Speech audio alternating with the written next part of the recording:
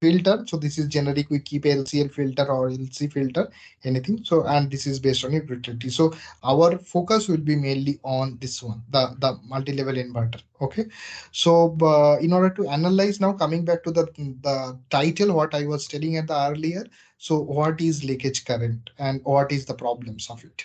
Okay. So first you have to understand that one basic things in into the system, that if you are working with the utility, okay, or utility supply or your home appliance, or all these things are, there is something called ground. Okay. So every appliances will have their body ground. Okay. And sometimes in the distribution transformer end also, like your the neutral cable will be sometimes will be connected to the ground. Not sometimes, it's there are some typical resistance will be there, and through that it will be grounded.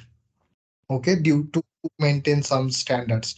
Now the problem with the system is it will be like these PV panels are all coming with a metallic panel. So here you can see this is the cross section view of a PV panel. So the outside is the aluminum frame. Okay. And here the encapsulate, and so this is some of the material for that your easy understanding. I can say these are the some material. Okay, so which is insulated, and this is the back seat on which your PV panel lies, and this is the area where your charge will be generated when your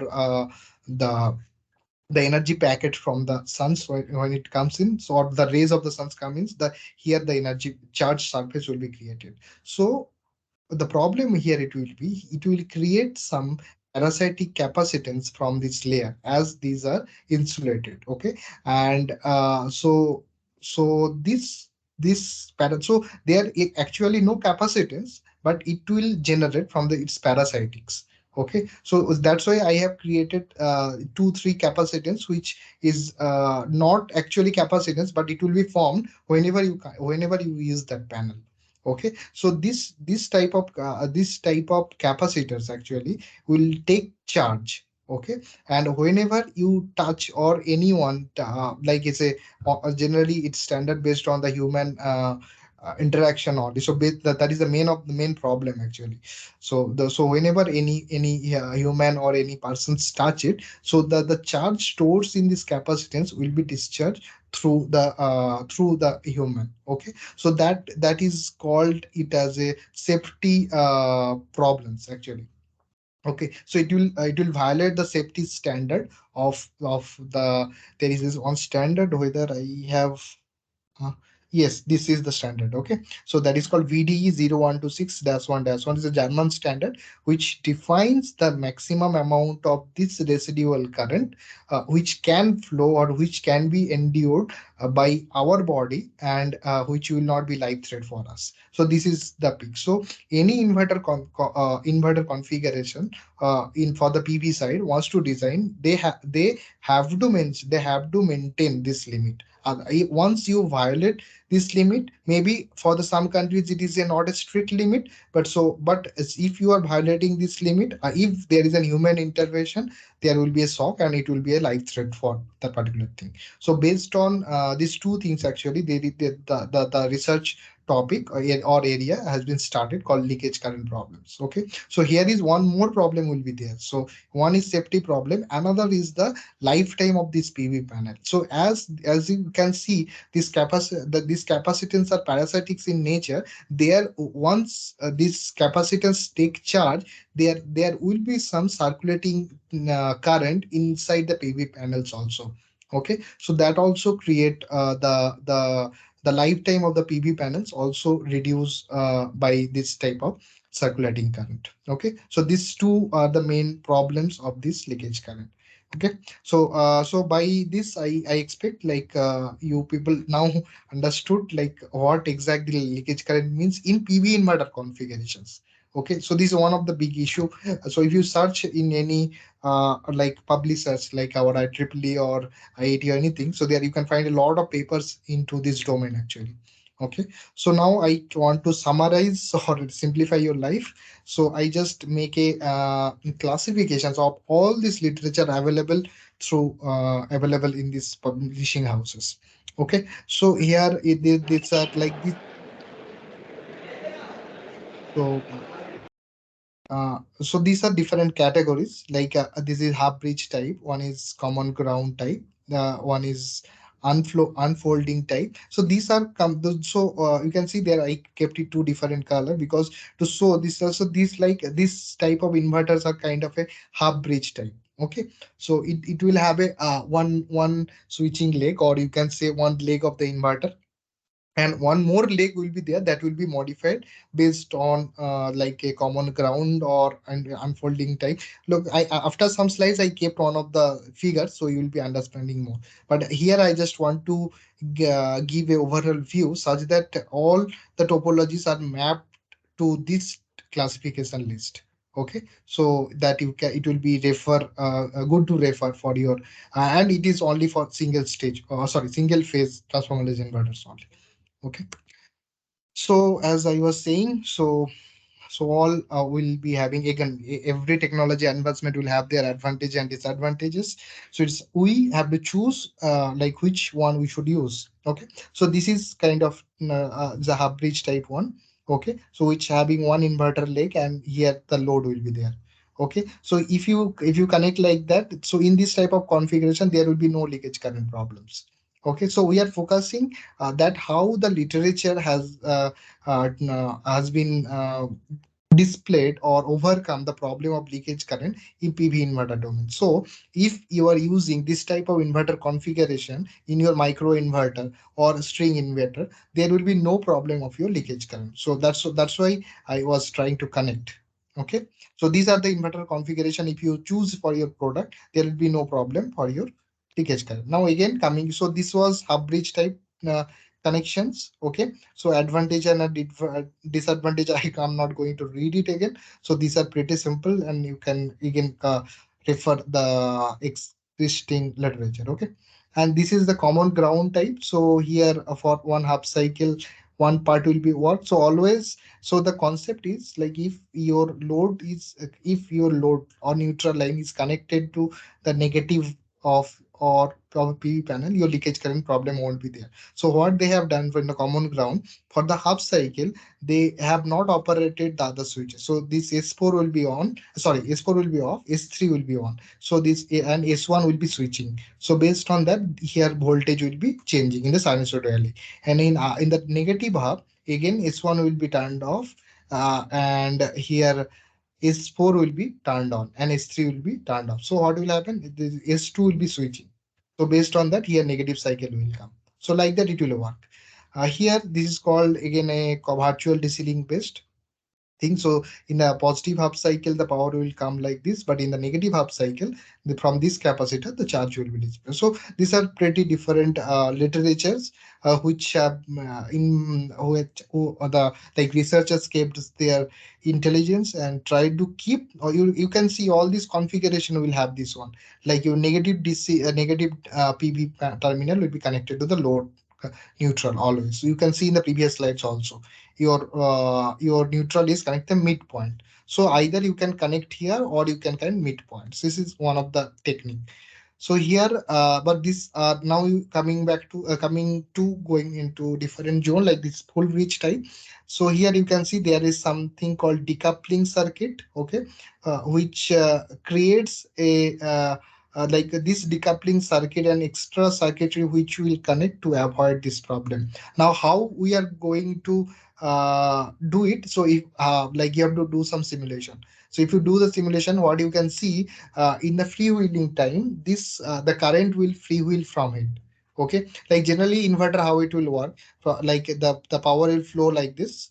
Okay, and in the freewheeling, you generally do the freewheeling through these diodes, like this S1 diode and S2 you will be turning on. So based on that, the current will freewheeling that. But the idea is here like whenever the freewheeling state. Freewheeling means it's a zero state. So you have to implement the zero state, but you have to disconnect this. Like you should not be using S1, S1, S2, S3, and S4. You have to limit it here itself. Like means to say that you cannot freewheel the current through positive terminal or negative terminal. So that is was of the idea for this full bridge network. So based, so this is, you can see it is a two level inverter. So the same idea was expanded into five level also. So this is called, so Herrick configuration. Okay. So coming to again another topic, another decoupling. So here you can see the some extra circuit was there in the output side or in the AC side. So this is called AC side decoupling. Okay, you can see that category, that AC side decoupling. And now you can see the same type of decoupling circuit in the DC side as well, or PV side. So here we try to decouple the PV panel by opening these switches, and we tried, now we can apply the same PWM technique and kind of freewheel the current through this path. Okay, there will be again the same, no problem. So this again, this is two level inverter. So this is called H5 type configuration or H6 inverter. If one switch you are using, that is called H5. If two switch you are using, that is called H6 inverter. And so this is an expanded version for the five level solution. Okay. So here again, this is called midpoint decoupling. So where you can see that whenever we want to do the freewheel, that this terminal will be connected to here, such that there will be no transitions. Okay. So I know if, just by saying that, you will not be understanding that much fast. But if you do the simulation, you can understand what is the use of this particular switch. What is, but why there two switches are used. Okay. So but here I just giving an overview. Okay. And so like here by this end of this session, you will be understanding the literature where to look at, but not, you will not have the full idea, but you will be understanding where and which topologies you have to understand first. Okay. So that if you want to extend your research topic in this domain. Okay. So that's why I just giving an overall idea. So now again, so this is called a two-stage based inverter configurations. Okay.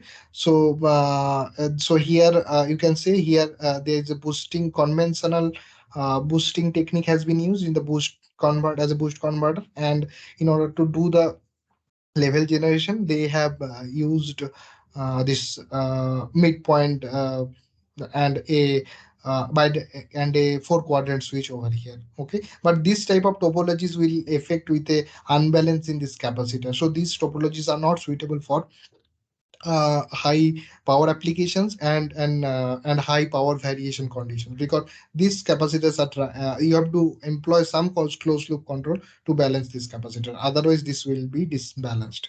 So this is one of the good inverter configuration, which both way it will do the voltage boosting as well as balance this capacitor, and it will generate the five level in five level voltage output, five level voltage at the output.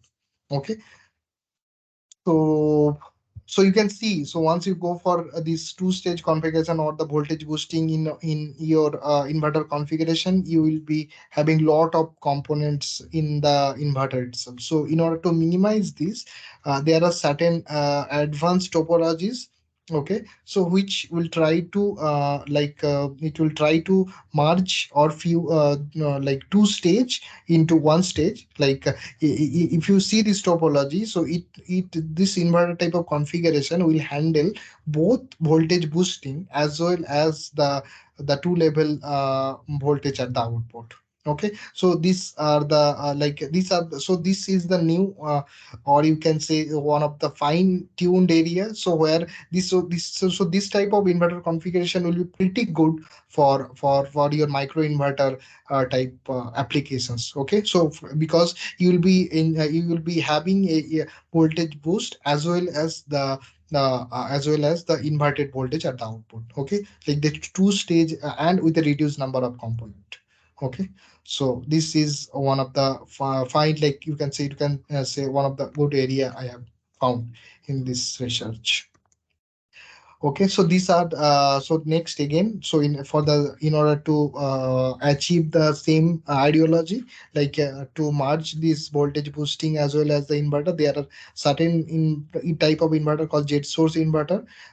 So this is like whoever will be working already knowing. So this is kind of a quasi jet source network. Okay.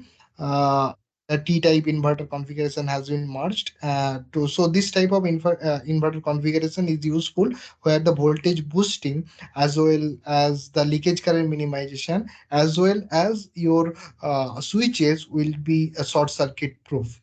Okay, so this type of if the requirement is there, so then it is better way will be good for your using this jets source type inverter for your applications.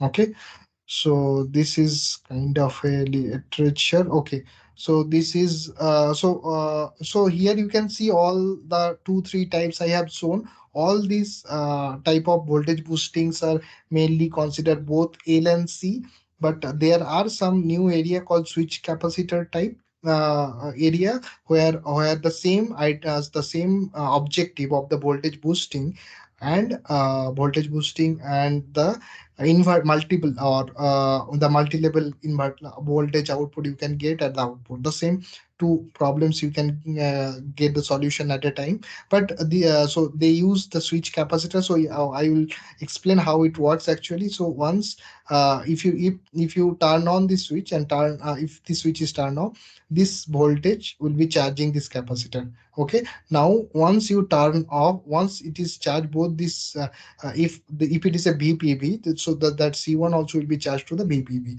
So now if you turn off this S2 switch and turn on S1, so you will be getting two BPV at this voltage.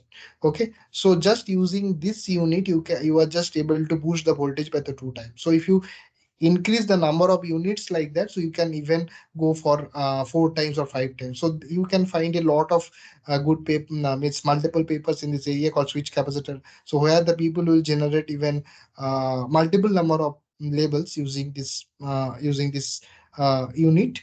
But the problem which of this inverter configurations is like this inverter configurations are not good for high power application because there will be lot of current stress in these switches. So whenever there is a small amount of discharge also, if you want to charge this capacitor, the moment you turn on this switch, a huge amount of current will be flowing through this network and it will be very lossy. Okay, so that's why this will be good for like high voltage low current applications. Okay, so like obviously low to medium power, but where just you need a high voltage setup. So based on application you can choose like what you need. So but this is one of the good area for called switch capacitor cell. Okay, so from this one I have some motivations and coming to conclude some points and what I have seen. So this is, you can say, this is a part of my PhD work actually. So from the by seeing this in the available literature, I found some gaps. So where we can do some more research. Okay, so from this point, so I will be going to present so two of my work which I have done in my research. So here what I have used, like as I was saying in this slide, so here you can see like the voltage boosting and as well as the inverter configuration, inverter output has been merged. So this I felt some of the good application even for the product applications also, like for the micro inverter. So, but the only the problem I see here is like here we are not able to achieve a multiple voltage output over here. Okay, and the voltage boosting range is also limited. Okay, so this is the main problems. Not problems, I will say. So that may be extended. Okay, so and which may be useful for the micro inverter applications. Okay, so for this one a topology was proposed, and it was also published in JSTV. So you can refer for it if you want. Of course, so the basic thing was like it's a seven level inverter and a Herrick lake has been used. with a back-to-back two voltage boosting network. So you can say it is a kind of interleaved one. What was the advantage of this circuit is I used to get a three times of voltage input. Like if you have a 100-volt PV panel, I am able to reach a 300-volt over here, and I can produce a output voltage peak of 300-volt. Okay, so now this is a peak 300-volt. Okay, obviously, and you can, like, if you have the peak voltage, you know the formula to get the RMS value, like 2 bm by pi. You can do the calculation. Okay, so the similar way, like how much peak you want, like so in into the you can do the back calculation and that much PV panel. So the what I might trying to say is, like if you are able to boost the voltage by three times, the number of required amounts of PV panels in series will be reduced. So that was my target, to boost the voltage. And also one more, like if here you can see only one PV string is there. So if the like if you see, there are a lot of papers which will have multiple PV panels which are connected to each of these capacitors to balance it. But the problem of those inverter configurations are, like, when once you have a isolated PV panels in series or in isolated in series, so you need to engage a individual MPPT loops for each of the PV panels, and it will very difficult to control, because once if in there is a irradiance difference between two PV panel, you can't track a proper MPPT over there. So either you have to derate one PV panel and you have to work at the low power. But if you have only one string, you just have a universal MPPT over here. Okay, so the power distribution problem won't occur frequently over here. Okay, so these are some of the advantage of this topology. And as I covered all these things, yeah, okay. So these are different mode of operation. So as I was saying, like this inverter is capable of transferring the PV power both in single stage and the dual stage. So you can say you can see, like in this mode of operation, there is no boosting circuit was enabled actually. So the PV power was going directly to the load. Okay, so this is called the single stage operation, like a partial single stage operation. So this modes is nothing but voltage levels. So as I was saying, this is a 7-level inverter configuration. So in these voltage levels, so there is no voltage boosting circuit was involved. So in other way, in the next two voltage levels, you can see in the part of the circuits are involved. Okay, so what I'm trying to say is, like a partial amount of power has been boosted and it is transferred to the load. Now if you see the last in the other two stage called the three times of the voltage input voltage, so you can see now all this internally boosted network is activated. Okay, so these are and this is the freewheeling stage, where you can see all the inverter switches are turned off. Only this part will be trying this part will be handle the freewheeling current over here. So this will be true for both positive cycle as well in the negative cycle. So in that way this operation will be there. Okay, so these are the switching table. Okay, and how I have operated, and how the leakage current problems has been solved. Now the question is how I have handled that one. So once I to like if anyone is telling that the leakage current has been problem is solved, we have to prove it mathematically. Okay, or through simulation. Okay, so that has been, in order to prove it mathematically, we have to model this inverter using the switching function analysis. Okay, so I have tried to use the switching functions of the inverter switches, and I tried to derive the voltage. Now you will be saying that how what is this voltage. So this voltage actually, this voltage I will explain from the circuit. Okay, if I want to zoom it. Okay, so this is the voltage. So this voltage actually, okay, you forget about this branch. So I was saying the voltage is the voltage difference. So for the time being, you think it is isolated system, and you think there is no ground. So if you have a differential voltage probe, so if you measure the voltage difference between the P point and the this point, neutral point, that is called your the voltage across the the parasitic elements. Okay, so but in the lab, or when if you don't have a PV panel in your lab, so what we do, we deliberate we deliberately add a parasitic network called with a equivalent value of RP called parasitic resistance and the parasitic capacitance over here to emulate the parasitic nature of the PV panel. Okay, so that's why this network has been shown in the diagram. Okay, otherwise if you are working with the PV panels, no need to add anything. Okay, so there but so there will be a leakage current. Okay, but the problem with the PV panel, if you are working with the standard PV panel, so that time you can't measure inside the PV panel, right? Because it is a parasitic capacitance, you will never find the branch, right? So what you have to do, you have to connect one RG resistor, like it is a very small resistor, like below 5 ohm. So that, and you have to properly ground the system. Then you have to measure the current over here. So the current flow through this one called leakage current, and this current will be same. Okay, so the my point is, either you can operate with you can do the experiment with a standard PV panel, or you can or do the same work with an isolated PV, like a PV simulator or programmable DC source or anything. Okay, so that is all my point. So the mathematically we have to analyze this voltage to determine the voltage. So because we know the type of network, right? So but we have to find the type of voltage over here.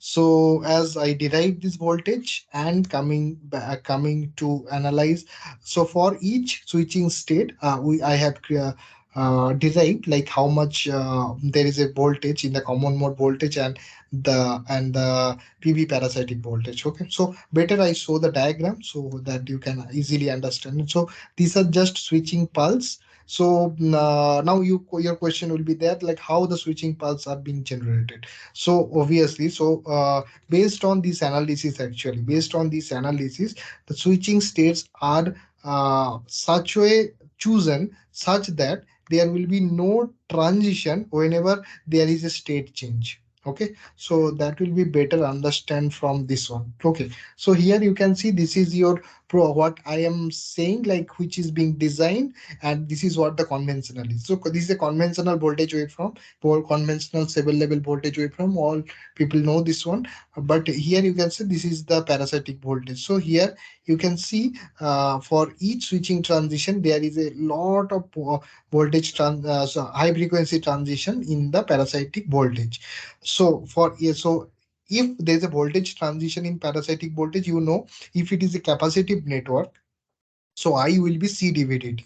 So if dv is changing and dt there, so it will be having a lot, it will involve a lot of amount of leakage current into the system as this voltage is changing at the high voltage. Okay, sorry, high dv and dt means there is a change in voltage with a change of frequency, means at a high rate.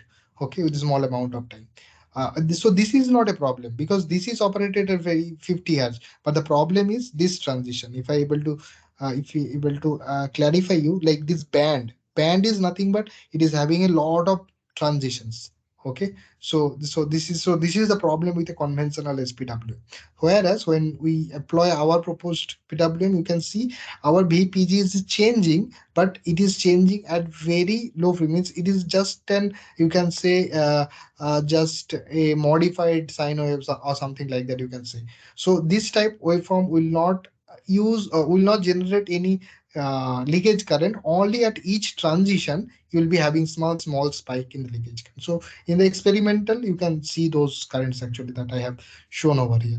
Okay, okay, so this is one leakage current analysis. This experimental waveform I'll show you after a few slides. Now coming one more mm, one of the findings that I was telling from the first onwards, like it was able to transfer the power into a single stage as well as the double stage. So I was trying to quantify it, how much it it will able to transfer in single stage and double stage. So from this approach called area under the curve, like how much charge has been transferred in each of the zones. Like here you can here this is a where the both of the voltage boosting are that enabled. Here in this zone only one it was enabled, and in this zone there is no voltage boosting network was engaged.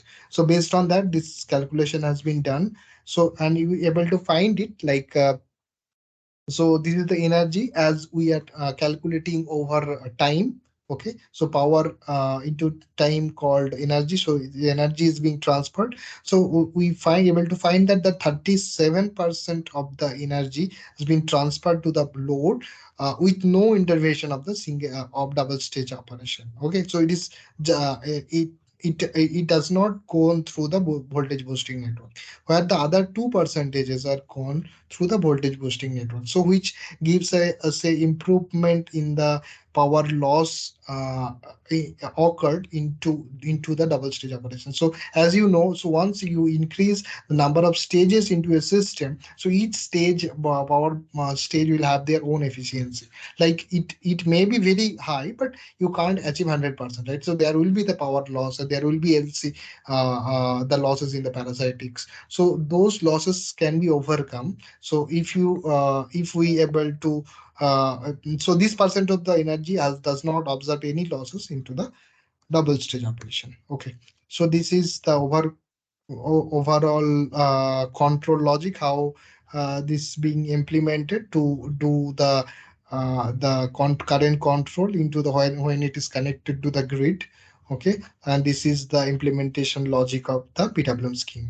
Okay, so this is some of the simulation result which is being taken in the grid load condition. So here you can see, as I was telling, that each transition there will be some spike, and here there will be some LC ringing, because there will be some device capacitance over there. So that LC ringing will be there, so that can be avoided with a proper selection of your snubbers and proper selection of the devices as well. Okay, so but the problem of the high leakage current, it is not there for this PWM, proposed PWM technique. Okay, so again it has been sold. So this was for two different types of load, like one is from unity power factor and one is the lagging one. Okay, so here it has been shown at different modulation indexes, and the RMS values and the peak values are shown, and which are within the limit, which was within the limit. So this one of the experimental setup is also done. So here I have shown you what I was telling, that if you use your conventional SPWM technique, so you can see, so here is the parasitic voltage. So you can see that the same band over here, what I was showing from mathematical analysis, and you can see the same band into the leakage current. So at each high frequency transition, there is a current here. Okay, so the similarly you can see. Okay, I think I did not mention the RMS value over here. Okay, not a problem. So you can see at least the how much leakage current is flowing over here. Okay, and here it is for our conventional one. I don't know whether green color is visible to you or not. Okay, trying to zoom it. Okay, so you can see, so here your currents are just, you can't see even that much low when at the same division. Okay, so there are small here one spike will come, here one spike will come, like that it will be. Okay, so there are very small spikes for the current. So which you can say it is very less. Okay, so coming to the another set of results where the different modulation index has been taken. So I try to show again the parasitic voltage, the leakage current. Now you can see now the transition here. This color is somewhat we can able to see. So here my idea was there. Here you can see when the common mode voltage. So yeah, some people will be confused between these two term called common mode voltage and the parasitic voltage. So it's all up depend upon us how we represent it. So generally common mode voltage is taken as VAO and VBO by 2. So now what is AO? It is nothing but the pole voltages. So O generally taken it as a the negative rail of the DC link. Okay, so here in the so here you can see, so the even the common mode voltage is also operated at low frequency. Okay, so for so the application which need a lesser amount of common mode voltage can all can also be used for these applications. Okay, for those applications also this inverter configuration can be used. Okay, so these are some of the qualified results what has been taken through the power quality meter, and to achieve 110 volt at the output, and a 200 output of the power has been taken out. Okay, like in order to prove it, like this inverter can also deliver the reactive power condition with no significant change in the leakage current performance. So you can see the zero crossing of the current, which has been lagged for case 2. Okay, so this is in standalone condition we have taken, and in the grid this is in the grid connected conditions we have tested. So here also you can see the leakage current performance is not changed at different types of loads also. So which means this inverter can be used for both the applications with no certain modifications into the control logic, and as well as the inverter configuration. So these are some performance parameters, and which are being compared with existing things. So these are the also, so these are not very good thing, I'll say. So this type of comparison you have to do, like if you want to publish a good journal in the domain of IEEE, or like good publishing house. So this type of comparative performance we need to produce in order to show like how much better you are. Okay, so here I just tell you some insight of this comparison. Like here you can see these are switch capacitor type network. Here you can see this will have a very high amount of conduction losses into the semiconductor devices. Okay, so because I told you like that there will be a high spike of current whenever the switch capacitor is going to charge. Okay, so similarly if you choose a two-stage based network, you will be having a significant amount of inductor losses uh, into the double stage network. So this some of them are two-stage network actually to boost the voltage. So here you can say our network which having both L and C, but as it has a partial voltage boosting power transfer capability. So this you can see that like it is as an like it does have conduction losses, it also have inductor losses, but comparatively or in overall if you calculate, so it is the comparable to the even for its 5 level category also. So this is one of the same technology it was there, but the problem of the network, it is not able to extend for the high number of the voltage levels, and it also unable to fail like this inverter communication also not able to minimize the leakage current problems completely, okay, which is done in this network. So this is again a quantitative comparison to show like for the 7 level topology how many switches are required and how many diodes are required, and what is how much good we are at comparison to the other existing topologies. So this is summarize our fast this work study. So this is one of the point, like the configuration is capable to deliver the 36% of the total energy in a single stage operation, which gives us the efficiency actually. Okay, and the peak efficiency of the 93% is achieved in the 200 watt. So what we have observed, so even if you go for a higher power level, like like around 500 watt, up to 500 watt I have tested.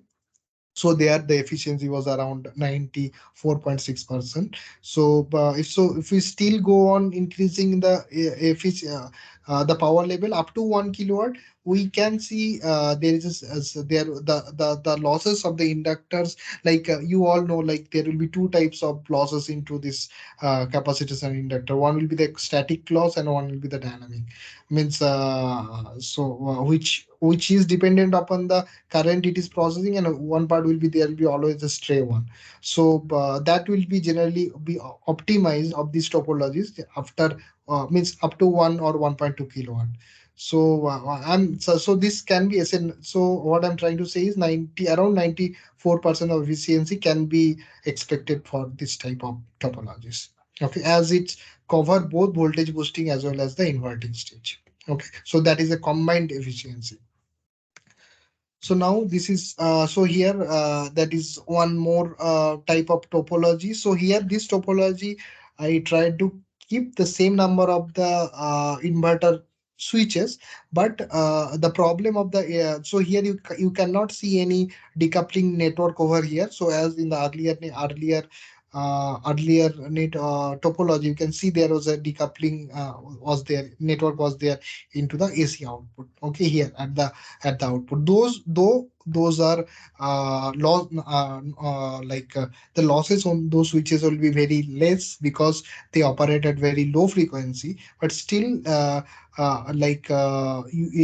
is the switches that being, and the number of the voltage levels you are generating, that is called switch utilization. So that is go poor in case of you use the switch like this, for the decoupling network. So here I try to use that switch as to increase the number of levels in place of decoupling network. Okay, so you can, so this inverter gives me 9 level voltage output, 9 level voltage output, uh, and the some of the advantages are same as the previous one. Okay, so here also we can get a voltage, here I have categorized in two category. So here you get these three modes of operation with no voltage boosting required. Okay, so and at this stage and these modes of operations require either one voltage boosting network or two of them, okay, required. So this is another technique.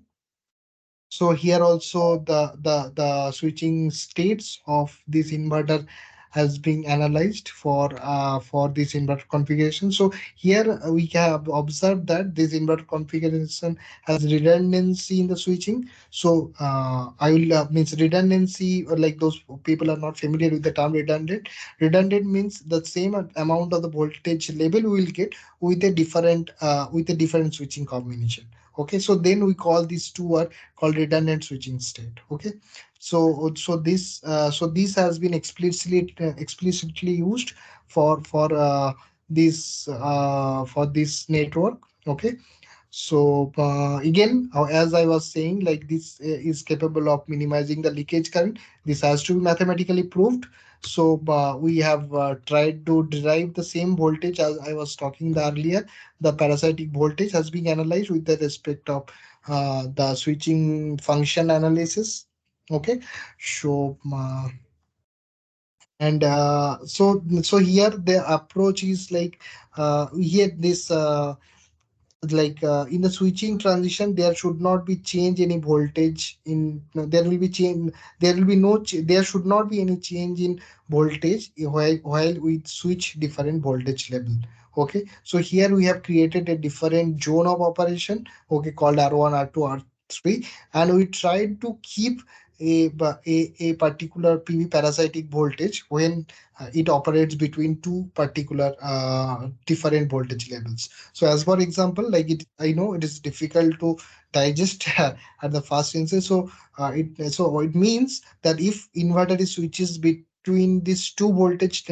Generally the invert how the inverter switches, so generally it switches between two nearest voltage levels. Okay, so for suppose it is operating between 3 pb and 2 pb, but the voltage levels are chosen in the or in better way, the switching, so the switching states are such a way such that the parasitic voltage does not change while the inverter switching between switching in R1 region. In the similar way for R2 region. So the switching state of the switching combination for these particular voltage levels are chosen such that the parasitic voltage does not alter in R2 region. So this is was the idea to implement it, and the same way we have chosen our switching combinations. Okay, so by choosing the switching combinations, so you can see so in comparison to the earlier one, so if you able to remember the type of voltage output for our earlier configuration, so their voltage output voltage was from 0 to the voltage level, like it was from 0 to V, then 0 to 2V, from the 0 to 3V, but that is not actually the conventional multi-level voltage output. So but you can see here this is a conventional multi-level output where the inverter generally switch between two nearest voltage levels. Okay, so this also one of the advantage which has been achieved for this inverter configuration as well as the PWM technique. So again, this is the comparison. Like if you use the standard sinusoidal space vector PWM, sinusoidal pulse width modulation technique, and our proposed one. So here, so as I was saying, the parasitic voltage here, you can see the switching transition over here. Okay, the band over here, but here you can see it is a very cleaner one. So as it have a very low frequency transitions, it's so the leakage can also be eliminated. Now it is also quantified, like if you use the conventional PWM, like how many transitions are coming in a cycle. Okay, and if you the proposed one, how many transitions are coming. So you can see it is a fixed one, and for this conventional sinusoidal pulse width, it is a variable one. So the moment you increase the switching frequency, so your number of transition will increase, which will of your leakage current. Okay, so so here it's a, some rough estimate has been given. So if it is a like for your switching frequency is 10 kilohertz, so if you keep here 10, so you can get the number of transitions. So a rough estimate you can get. So based on that, but here you always it is 6. So whether you're operating at 50 kilohertz or 20 kilohertz, it does not matter. It always gives the 6 transitions.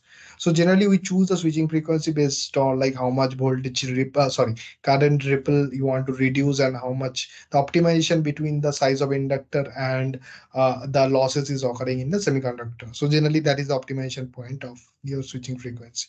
So that okay, that is a different area. So I'm not going into it. So here I want to prove it that it is not dependent. So which is gives us the advantage to gives us to choose the switching frequency independently from the leakage current minimization.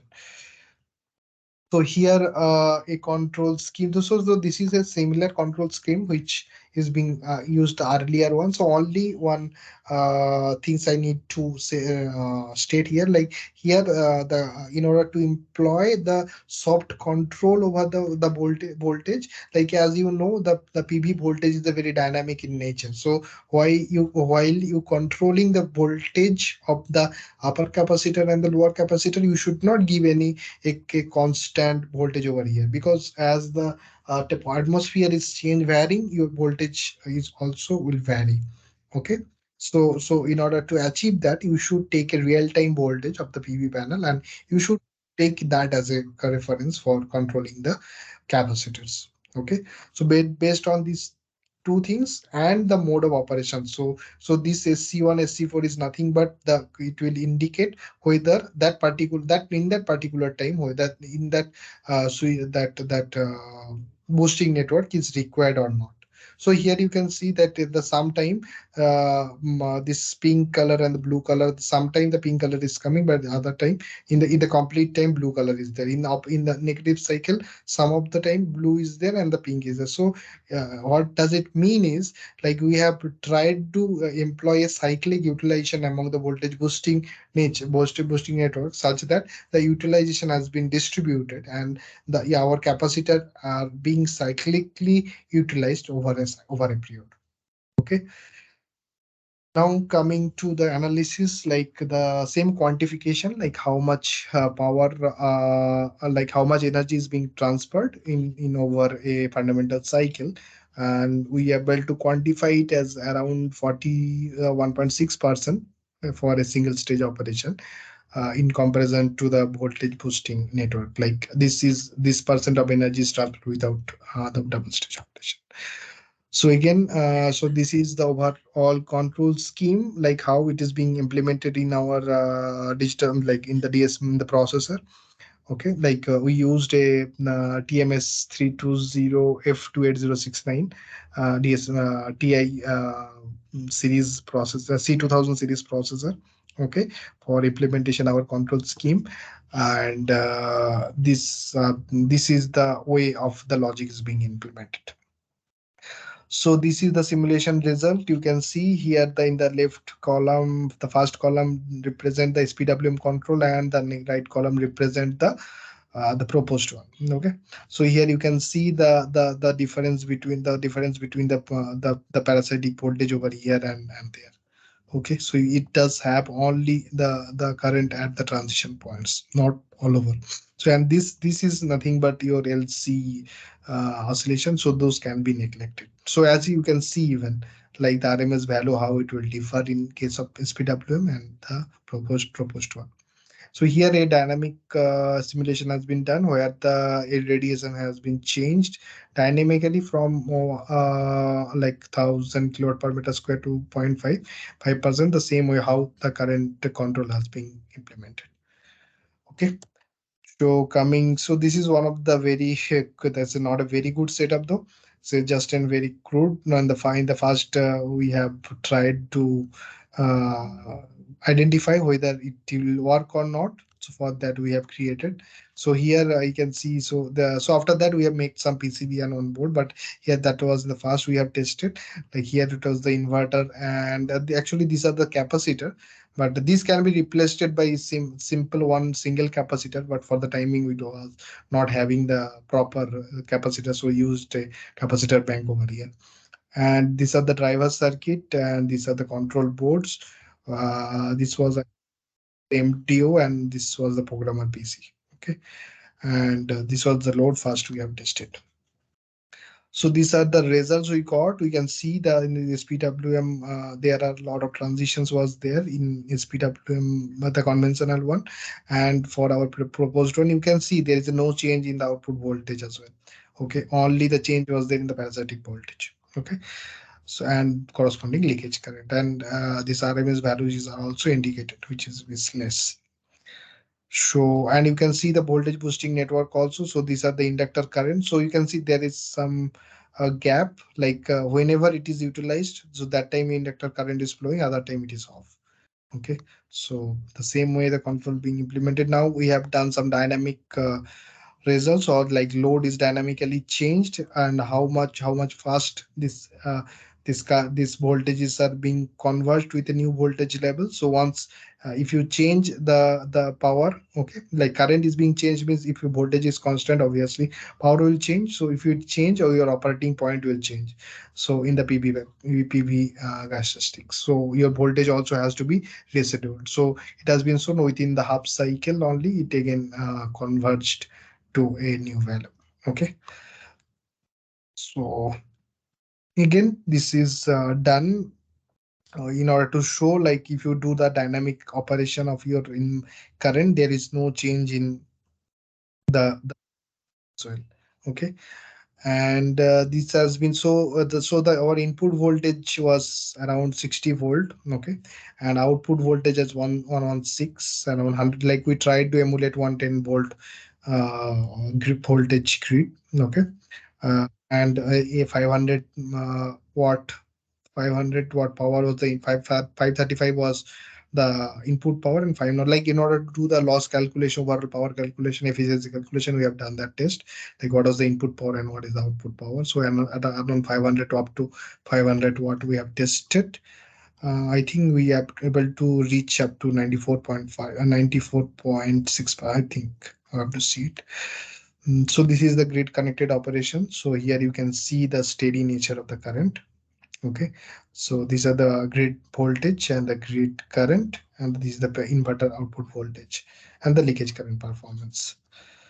So this is again a quantitative on in comparison of the existing topologies of our inverter topologies. So which will only required for publications purpose. Okay. So here I can, so I think I have shown around here. So one is from simulation and one is from experimental. So yeah, at around 500 watt, we have reached up to 95.6%. Yeah, so that was the peak actually. So 95.6% from the, oh, sorry, that is from simulation. Okay, 94.9% was from experimental. Yeah. The so this is again the power loss comparison with the existing topologies, which is okay. So this is the summary mm, of the work, or we can say the work has been done for this last work. Okay, so here we are able to deliver around 42% of the total energy in the single stage conversion.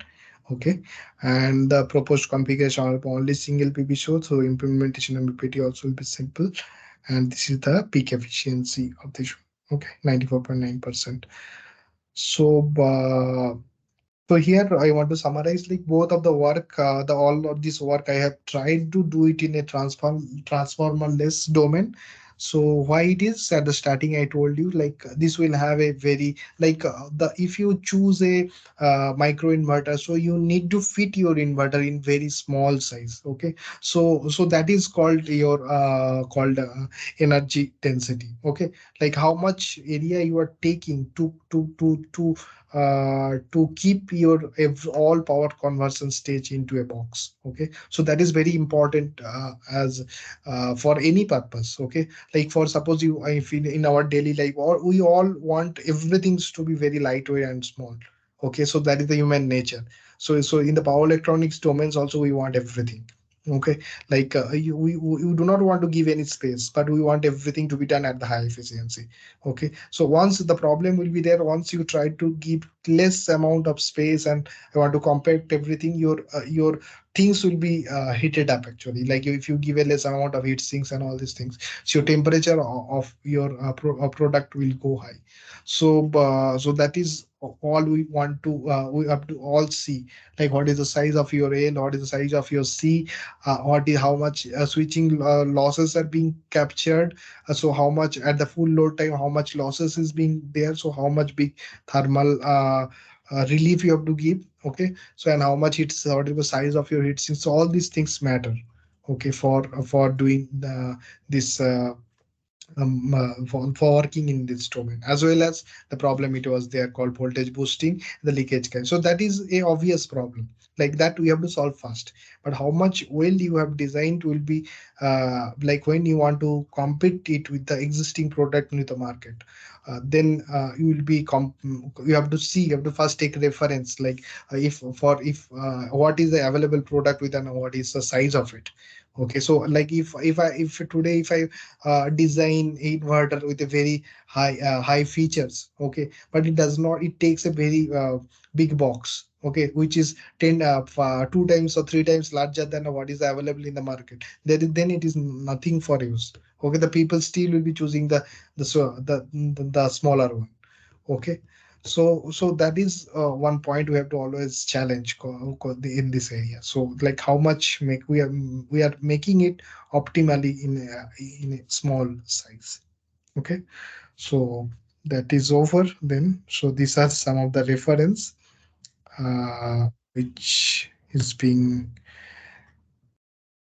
there, which is being, I have just kept it there for reference. So thank you. So I'll say, like, if you have any questions, you can ask. Thank you, sir. Thank you for sharing your thoughts on various PV inverter configurations and different integration schemes for PV panels, classification of PV inverter topologies, and thank you for giving an idea for the upcoming researchers to extend their research work in the inverter area. And you have clearly explained your research work and how you have overcome the leakage currents obtained and explain the mode of operations and experimental results and also the simulation results. And thank you, sir. Now it's time for queries. Participants, please unmute your mic and ask your queries.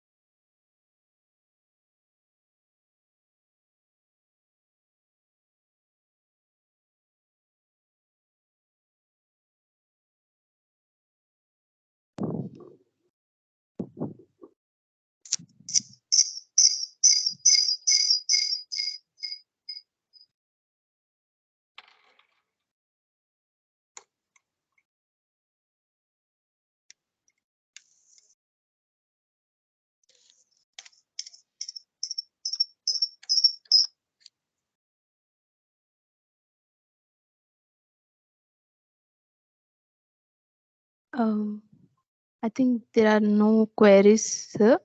Okay, it's okay. Thank you, sir. Thank you. Okay. Thanks a lot. Yeah, thank you. And Thank you. thank you all for your kind participation. And I request all the participants to join for tomorrow's session at 10 a.m.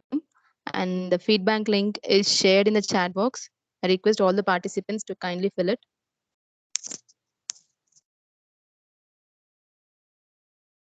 I'm leaving this meeting. Thank you, sir. Yeah, thank you. Yes, participants, you can leave the meeting. And